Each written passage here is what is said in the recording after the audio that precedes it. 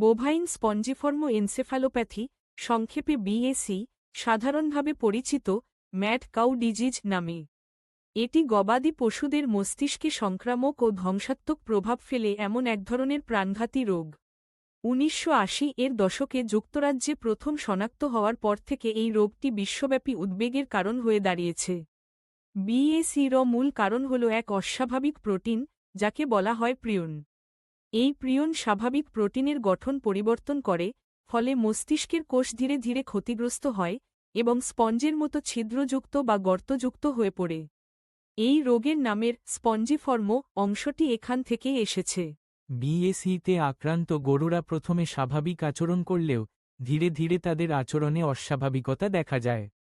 যেমন আচরণগত পরিবর্তন, অকারণে ভয় পাওয়া, অতিরিক্ত উত্তেজনা, সমন্বয়হীন চলাফেরা এবং কখনো কখনো আক্রমণাত্মক হয়ে ওঠা। আরও লক্ষণগুলির মধ্যে রয়েছে ওজন কমে যাওয়া, দৃষ্টিশক্তি দুর্বল হওয়া, পেশি কাঁপুনি এবং চলাফেরায় ভারসাম্যহীনতা। রোগটি যখন গুরুতর পর্যায়ে পৌঁছায় তখন গরুটি আর দাঁড়িয়ে থাকতে পারে না এবং অবশেষে মৃত্যু ঘটে। প্রথম উপসর্গ দেখা দেওয়ার পর গরুটির সাধারণত ২ থেকে ৬ মাসের মধ্যেই মৃত্যু হয়। বিএসির সবচেয়ে উদ্বেগজনক দিক হচ্ছে এটি মানুষসহ অন্যান্য প্রাণীতে সংক্রামিত হতে পারে। বিশেষ করে গরুর সংক্রমিত মস্তিষ্ক, স্নায়ুতন্ত্র বা শর্করা জাতীয় টিস্যু খেলে মানুষের মধ্যে ভেরিয়েন্ট ক্রুচফেল্ড জ্যাকব ডিজিজ ভিসিজেডি নামে এক মারাত্মক স্নায়ুবিক রোগ হতে পারে।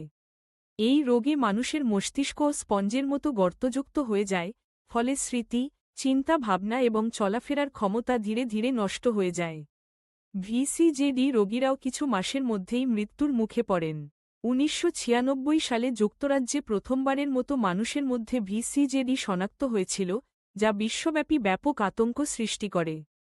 বিএসি ছড়ানোর মূল কারণ হিসেবে ধারণা করা হয় যে গবাদি পশুর খাদ্যে সংক্রমিত গরুর মস্তিষ্ক, হাড় এবং অন্যান্য টিস্যু মিশ্রিত করে তৈরি প্রোটিন সমৃদ্ধ ফিড ব্যবহার করা হতো। এতে রোগটি দ্রুত ছড়িয়ে পড়ে। তাই ১৯৮৮ সালে যুক্তরাজ্য সরকার গবাদি পশুর খাদ্যে এই ধরনের উপাদান ব্যবহার নিষিদ্ধ করে। পরে বিশ্বের অন্যান্য দেশও এই নিয়ম অনুসরণ করে। আজকের দিনে অধিকাংশ দেশে গরুর খাদ্যে প্রাণীজ টিস্যু ব্যবহার করা সম্পূর্ণভাবে নিষিদ্ধ। বিএসি শনাক্ত করা বেশ কঠিন, কারণ লক্ষণ প্রকাশ পেতে অনেক বছর সময় লাগে। সাধারণত মৃত্যুর পর মস্তিষ্কের টিস্যু পরীক্ষা করে নিশ্চিত হওয়া যায়। তবে এখন কিছু উন্নত পরীক্ষার মাধ্যমে জীবিত প্রাণীতে প্রিয়ন শনাক্ত করার চেষ্টা করা হচ্ছে, যদিও এখনও ব্যাপকভাবে ব্যবহারযোগ্য কোনো পদ্ধতি আসেনি। এই রোগের প্রতিরোধে সবচেয়ে কার্যকর উপায় হল গবাদি পশুর খাদ্যে কঠোর নিয়ন্ত্রণ আরোপ করা এবং রোগাক্রান্ত পশু চিহ্নিত হলে দ্রুত তাদের আলাদা করে ফেলা। আক্রান্ত পশু ও তাদের উৎপাদিত পণ্য মানুষের খাদ্যচক্রে প্রবেশ করতে না দেওয়া অত্যন্ত জরুরি। বিভিন্ন দেশে গরুর মাংস ও অন্যান্য পণ্যের মান নিয়ন্ত্রণে কঠোর আইন চালু হয়েছে। বিএসির কারণে গবাদি পশু শিল্পে ব্যাপক আর্থিক ক্ষতি হয়েছে। অনেক দেশে গরুর মাংস রপ্তানি নিষিদ্ধ হয়ে গিয়েছিল এবং বহু পশু নিধন করতে বাধ্য হয়েছিল। এর ফলে কৃষক ও সংশ্লিষ্ট শিল্পে ব্যাপক প্রভাব পড়ে। তবে বর্তমানে অধিকাংশ দেশে কঠোর নিয়ন্ত্রণের কারণে বিএসি সংক্রমণ অনেক কমে এসেছে। সবশেষে বলা যায়, বোভাইন স্পঞ্জিফর্ম এনসেফালোপ্যাথি একটি গভীর স্বাস্থ্য ঝুঁকিস্বরূপ রোগ। গবাদি পশু ও মানুষের সুস্থতা নিশ্চিত করতে খাদ্যচক্রের নিরাপত্তা, নিয়মিত পর্যবেক্ষণ এবং সচেতনতা বাড়ানো অত্যন্ত জরুরি।